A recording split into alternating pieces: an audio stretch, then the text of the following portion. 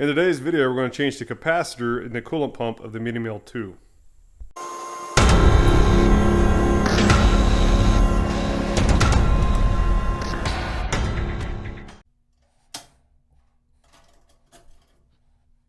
So we're at the back of the Mini Mill 2. This is where the capacitor goes to the coolant pump. And I have a 1/4 horsepower motor here. And I noticed that when the Haas would call for the coolant, it wouldn't come. But if you come back here and you turn the shaft with your hand, it would start. So I assumed it was the capacitor. And I opened this up to see what's happening in there.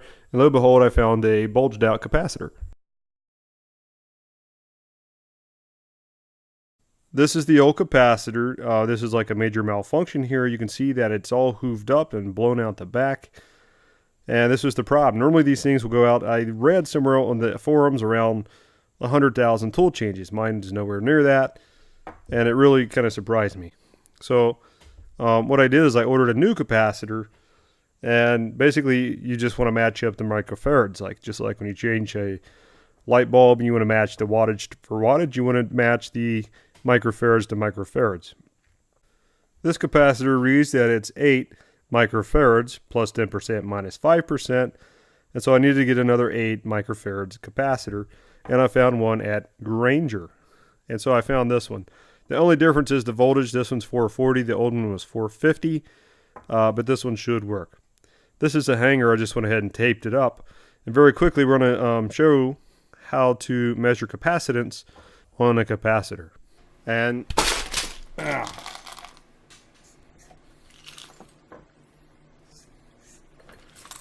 this is your symbol for capacitance. And so we're going to test this very briefly. So you want to change this to capacitance. That's this symbol right here. This first symbol in the top left. That's your capacitance. This is a diode. That's a ohms. This is just your squealy. But you want to turn your dial to there. And then you have your select function. You want to select through. It's reading ohms, reading voltage, reading ohms. This is your microfarads. So you guys can see my screen there. There you go. Can you see the numbers? So this one's reading 7.99 microfarads. That's outstanding. It's what we're after. We're after 8. So this one should work. You always want to match up your microfarads, for example, like an electromagnet turning with a run capacitor.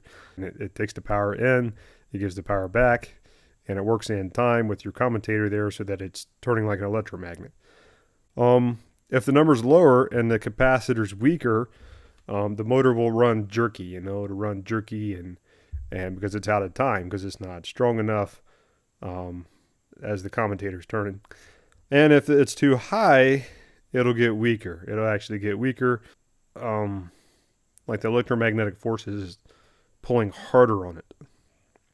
Anyways, if you get one too high, your motor's going to run weaker. If you get one too low, it's going to be all jerky and hard.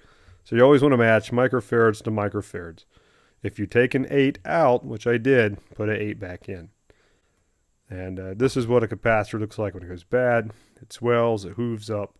The back on this one even bulged out. And I don't know if you want to touch that or not. Probably not. It might give you cancer in the state of California. So let's put this in the back of the coolant and see what happens.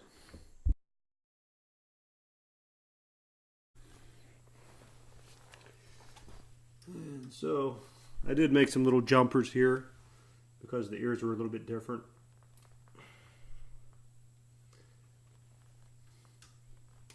And also I put this cushioning foam on the bottom. I think I'm going to stick it in there with some double-sided tape.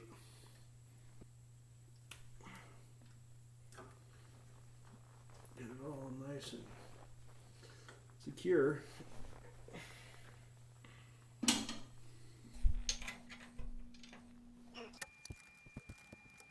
Be very careful that you don't drop your screws in your coolant.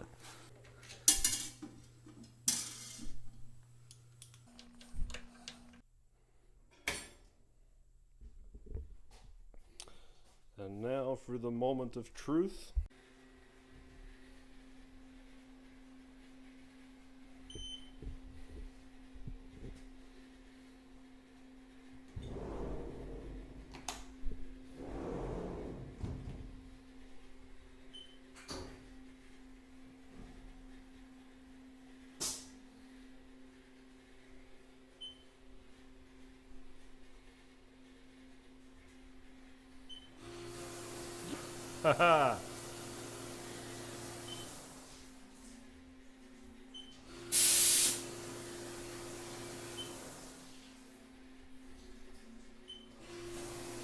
All right, we're in business.